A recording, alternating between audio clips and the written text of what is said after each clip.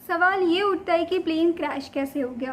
Crash होने के पीछे क्या क्या पॉसिबिलिटीज़ हो सकती हैं, तो आइए जानते हैं कि प्लेन क्रैश होने के पीछे की वजह क्या है।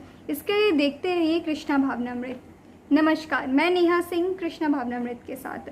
दुबई इंटरनेशनल एयरपोर्ट 7 अगस्त 2020 को एयर इंडिया एक्सप्रेस 191 लोगों के साथ उड़ान भरा। 737 बोइंग एडवांस मॉडल था एयर इंडिया एक्सप्रेस का। इस प्लेन को काफ़ी एक्सपीरियंस्ड पायलट विंग कमांडर दीपक वसंत साठे और को कमांडर कैप्टन अभिषेक कुमार उड़ा रहे थे।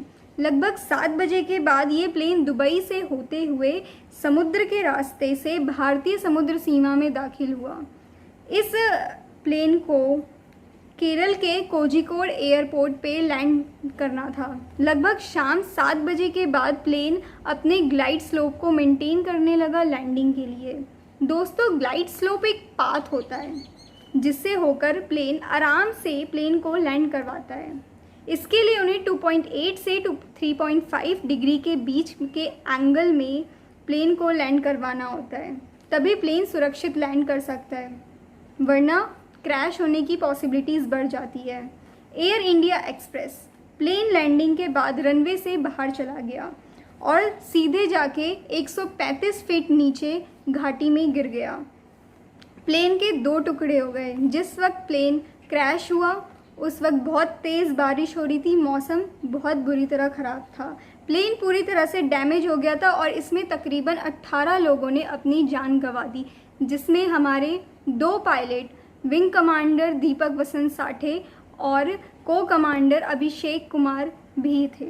इन दोनों पायलट्स ने अपनी जान गंवा दी और इनके साथ 16 लोगों ने अपनी जान को गंवा दिया। बाकी 149 लोग सुरक्षित पाए गए हैं और बाकी बचे हुए लोगों घायल हैं, उनका हॉस्पिटल में इलाज चल रहा है अभी भी। प्लेन का इसके साथ एक और बात बता दूं कि प्लेन के फ्यूल टैंक में अभी तक आग नहीं लगी थी, जो कि दुनिया का सबसे बड़ा करिश्मा माना जा रहा है। मोस्टली केसेस में प्लेन क्रैश होते ही उसमें आग लग जाती है।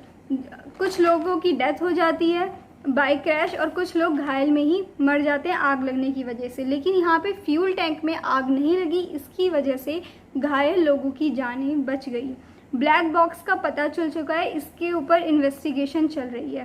सीधे आते हैं इंडियन एयर इंडिया के पास, जब प्लेन लैंड करने वाला था। लेकिन इससे पहले कोझिकोड एयरपोर्ट के बारे में जान लेते हैं। ये एयरपोर्ट केरल में स्थित है और इस एयरपोर्ट के चारों तरफ पहाड़ है और खाई देखने को मिल जाएंगी आपको। यानी कि एयरपोर्ट के चारों तरफ खाई और ढलान है। एयरपोर्ट में लैंडिंग करवाना, प्लेन को लैंडिंग करवाना बहुत ही रिस्की माना जाता है, इसलिए डीजीसीए ने इस एयरपोर्ट को रिस्की एयरपोर्ट में काउंट किया। इसके साथ मैं आपको बता दूं, मैंगलोर एयरपोर्ट और लुक्का एयरपोर्ट ये दोनों भी बहुत ही रिस्की माने जाते हैं। आमतौर पर ऐसे एयरपोर्ट्स पे जो रनवे होता है वो बहुत ही छोटा होता है। रनवे के ख़त्म होते ही ढलान या फिर खाई आ जाती है, यानी कि अगर प्लेन सही समय पर रनवे ख़त्म होने से पहले लैंडिंग नहीं करता तो प्लेन सीधे जाकर खाई में गिरेगा। इससे पहले भी एयर इंडिया के साथ ऐसा हो चुका है, जब ये प्लेन मैंगलोर एयरपोर्ट में लैंड करने के दौरान रनवे से बाहर निकल गया और सीधे जाकर खाई में गिर गया। इसलिए DGCA, director general of civil aviation, ने एक रूल बनाया कि सिर्फ एक्सपीरियंस पायलट्स ही ऐसे एयरपोर्ट्स में लैंडिंग करवा सकते हैं। नॉर्मल पायलट्स इसे यहाँ पे लैंडिंग नहीं करवा सकते हैं, केवल एक्सपीरियंस पर्सन जिसे बहुत ज़्यादा एक्सपीरियंस है।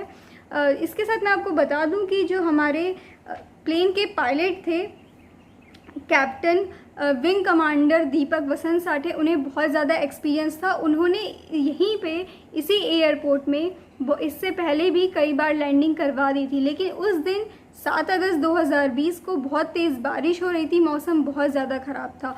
उन्होंने 1 बार नहीं, 2 बार नहीं, 3 बार ट्राई किया, लेकिन वो रनवे से फिसल गया और सीधे जाके खाई में गिर गया, जिसकी वजह से प्लेन के 2 टुकड़े हो गए और जो आगे वाला पोर्शन था वहाँ के लोग मर गए, जो कि बहुत ही दुखद बात है। प्लेन को बचाने के चक्कर में 2 कमांडर्स ने अपनी जान गंवा दी। नमस्ते।